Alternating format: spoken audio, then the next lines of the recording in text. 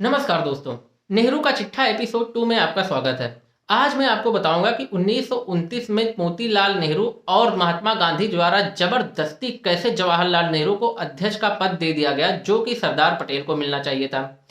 देखिए, जब से 1885 से कांग्रेस बना, तब से हर साल प्रदेश कांग्रेस समितियां होती थी, वो वोट डालती थी और कांग्रेस के अध्यक्ष पद के लिए चुनाव करती थी। 1929 में भी हुआ। 1929 में सरदार पटेल जी को पड़ा और महात्मा गांधी द्वारा सरदार पटेल का नाम वापस जबरदस्ती दिलवा दिया गया था और क्या कहते हैं कि जवाहरलाल नेहरू को उस पद पे दे दिया गया, अध्यक्ष का पद दे दिया गया।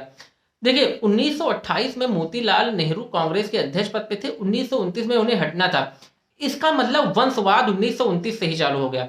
1929 में मोतीलाल नेहरू ने महात्मा गांधी को बकायदा लिख के कहा कि हमारे जाने के बाद, इस अध्यक्ष पद के हटने के बाद, हमारा बेटा जवाहरलाल नेहरू ही इस पद के लिए अच्छा उम्मीदवार होगा, इसीलिए उसको बना दिया जाए।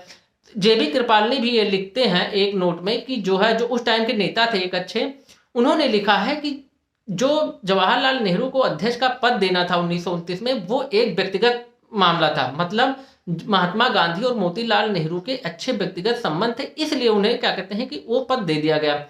देखिए, 1928 में बारडोली सत्याग्रह हुआ था, जिसका नेतृत्व सरदार पटेल जी ने बहुत अच्छे से किया था। बहुत ही स्ट्रांग लीडरशिप थी उनकी और सब ये बात जानते थे कि सरदार पटेल जी एक स्ट्रांग नेता हैं। उनके सामने जवाहरलाल नेहरू कहीं टिकते ही नहीं थे। अभी मैं आगे के एपिसोड में बताऊंगा कि कैसे 1946 में भी गांधी द्वारा एक हिंसात्मक रवैया देश के साथ अपनाया गया।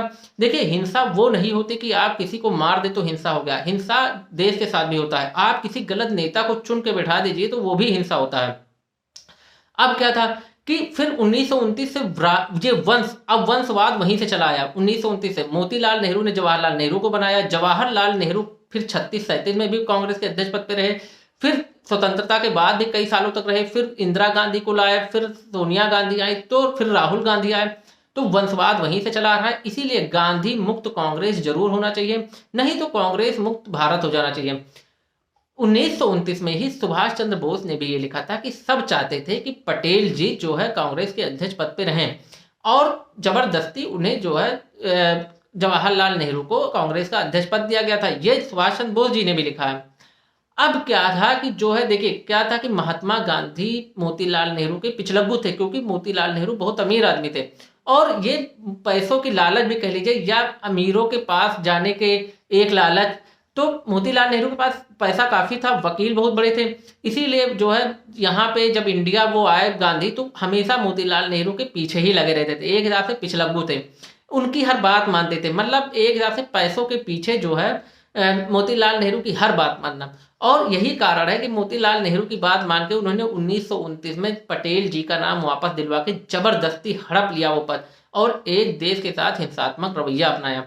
तो धन्यवाद। आगे का एपिसोड मेरा जरूर देखते रहिए। आगे का नेहरू का चिट्ठा के एपिसोड में भी 50 एपिसोड आएंगे। मैं आपको बताऊंगा कि कैसे नेहरू ने इस देश का बेड़ा गर्द किया, कैसे पूरी अर्थव्यवस्था ठप कर दी, गरीबी ला दी, नहीं तो 1980 में ही हम सब एक विकसित भारत बन सकते थे।